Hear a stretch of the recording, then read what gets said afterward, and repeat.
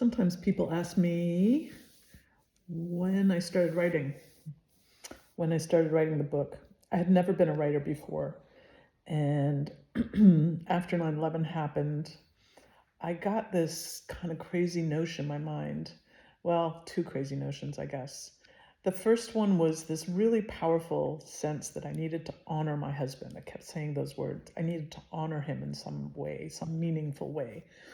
And I suspect that some of that came from not having a body and not being able to sort of properly bury or cremate or, although we had ceremonies and that kind of thing.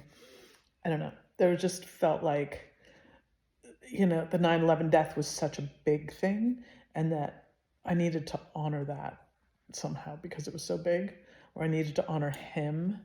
So it got very convoluted. So he used to call me Lemon Bird, and he used to sit. Would sit in the garden, and we'd hear birds singing, and he'd look at me and say, "What are they saying, bird?"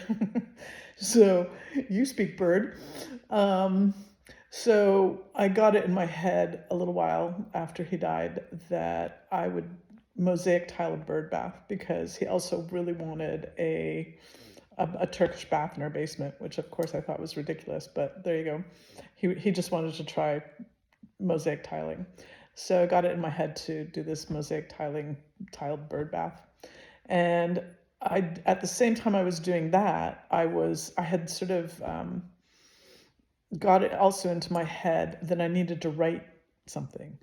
And I was really stuck. And this is about kind of the 2-year mark after the 9/11 death. And I got really stuck in my head again about sort of this idea of honoring him, but also this idea that I needed to, I don't know, write something that was going to help people. That was sort of the other notion. And I didn't know, I got really hung up on like, should I write a book for kids or should I write a book for, other widows, or should I, like what should it be? I got really stuck on what it was I was going to write. And one day I went to my therapist and, I think she was sick of me talking about this. And she said, why don't you just not worry about what it is and just go write? And that was like a huge light bulb going off in my head. And I think I literally left the session, got onto my computer and wrote September 11th, 2001 across the top of the page, and I was off. So I started writing, and at first I was just trying to write my account of what happened because I thought, my kids are so small that someday they're going to wonder what had happened. And I wasn't going to remember. I knew I wasn't going to remember because I was barely, I was 2 years out and I was barely remembering things. And as I was writing, I was actually having to call people and say, do you remember who was at this or that? Like I couldn't even remember who was with us because I felt like I was always surrounded by a group of people, but I couldn't tell you who was in the group. So I started writing, and then at the same time, I was starting to mosaic tile this bird bath. And I got through, I don't know, I think this was over a 9-month period of time. And I got to sort of finish the bird bath. And the goal for finishing the bird bath was to have a little memorial service in my garden where I had this idea that we would christen the bird bath by like you would a boat, like you'd smash a bottle of champagne on the bird bath and then drink the champagne out of the bird bath. But then quickly realized that if I smashed a bottle of champagne on the bird bath, that I'd probably break the bird bath. So I didn't do that. But I did have a party. And I went in a few days before the party. So my mother had come down to help me with the kids because I had to have surgery on my knee. And it was supposed to be meniscus surgery. And so it was meant to be off my knee or off my feet for, 5 days or whatever. And then I was going to be okay. So the party was planned for after this period of time. But I kind of had this rogue surgeon who decided to do this other thing to fix my constantly dislocating knee that required a whole lot more, like a year's worth of therapy. So I was heavily on crutches when this party happened. And so, but I was just so exuberant about having this bird bath and that I was having this memorial. And I felt like I finally had this tangible thing that was honoring my husband.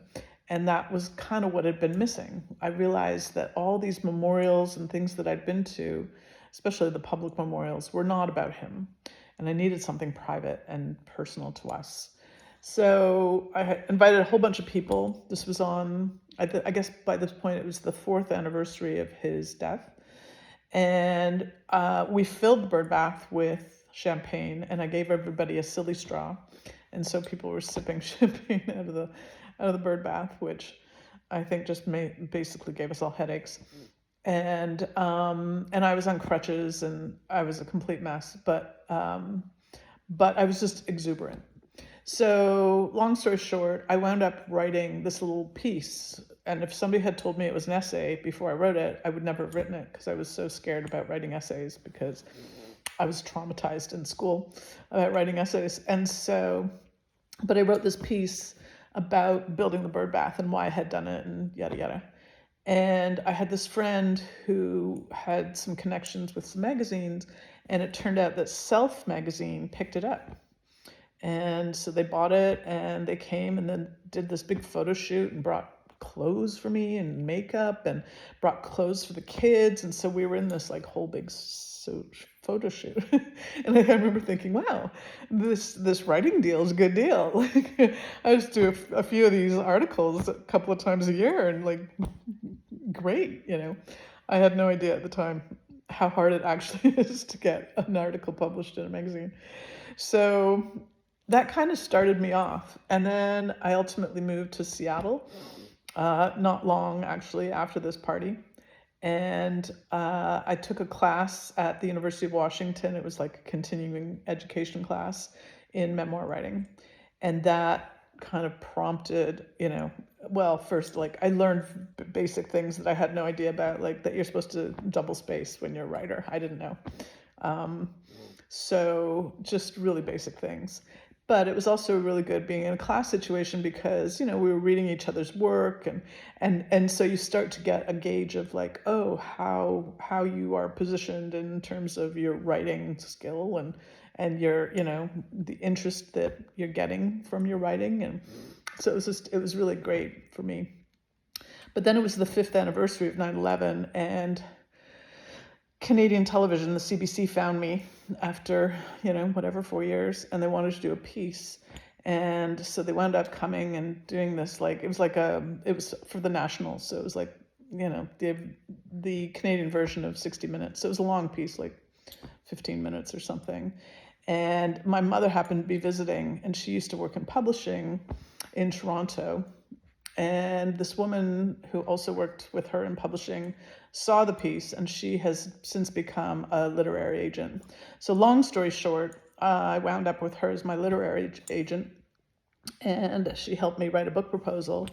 And within a few weeks, I had a book deal with McClelland and Stewart, which was the publishing company that my mother and this woman had both worked for. So it was like a real full circle moment, I guess.